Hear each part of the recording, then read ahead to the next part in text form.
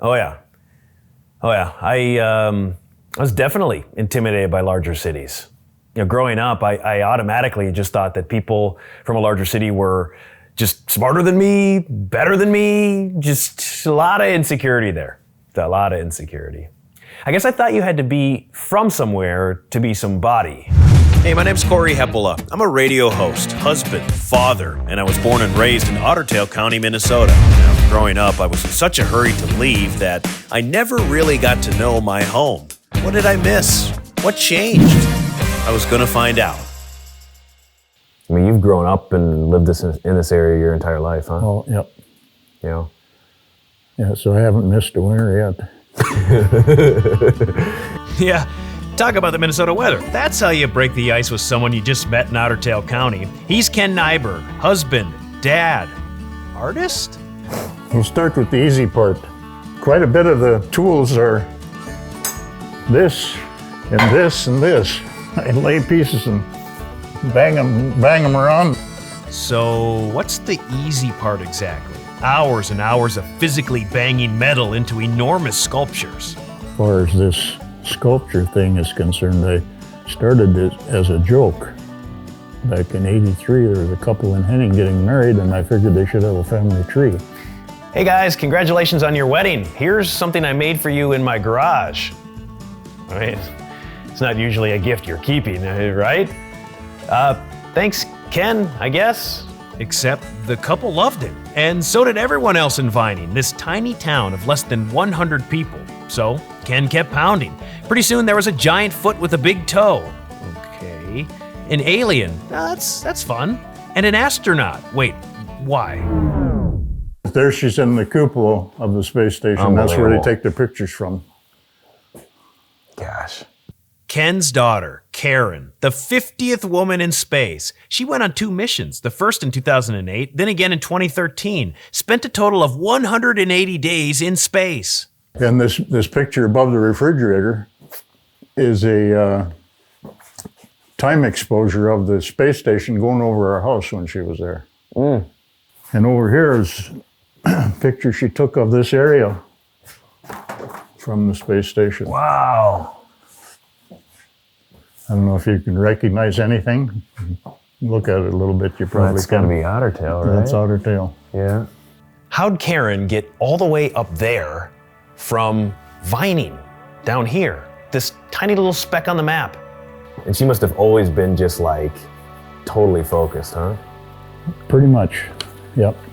She make up her mind to do something. She didn't back out, or even sports or whatever it was. She didn't, if she wasn't doing well, wasn't discouraged by it, you know. Yeah. Keep on. Yeah. Some people quit immediately, things don't go quite right. Yeah. So like, who did she get that from? I have no idea.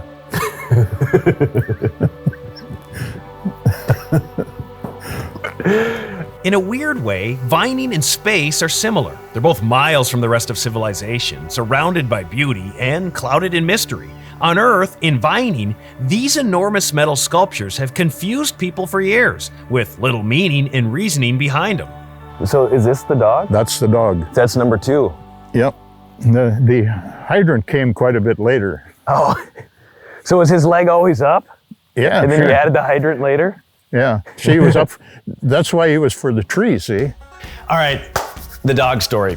So Ken created that sculpture in 1984, and it became a running joke to plant it in another person's yard with the dog's leg up, tied to a tree. Well, he's got quite a history. He's been all over. Somehow, the dog made it all the way to California, where he was chained up to a tree. On Halloween one year, someone somehow stole the dog. The family had no idea where he went or what had happened. And then 1 year later, on Halloween, the dog was back in their yard with a letter. The whole place is dirty. Come on in. Okay. Everything you touch around here is going to be dirty, but there's the letter. No, I'm not gonna paraphrase the letter. We gotta show the whole thing.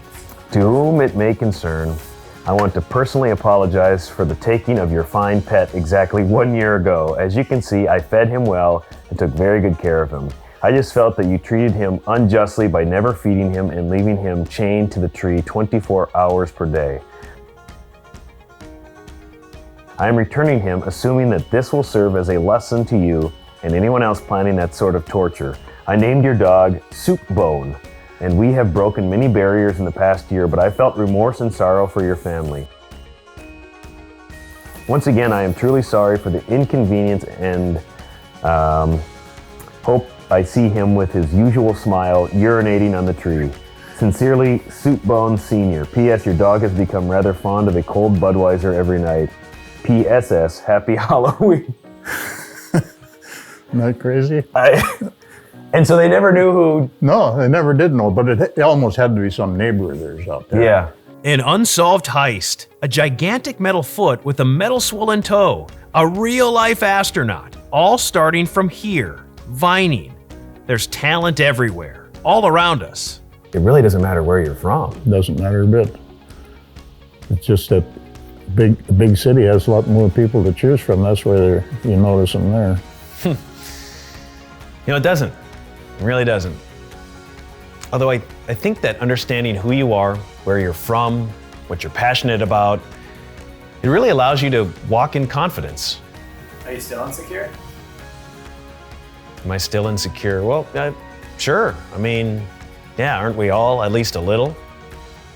I guess what I'm learning though is that it doesn't matter if you're from New York City or if you're from Vining. You can go to space. You can create unique art that the rest of the town will want to put on display or even steal. All those opportunities can happen here.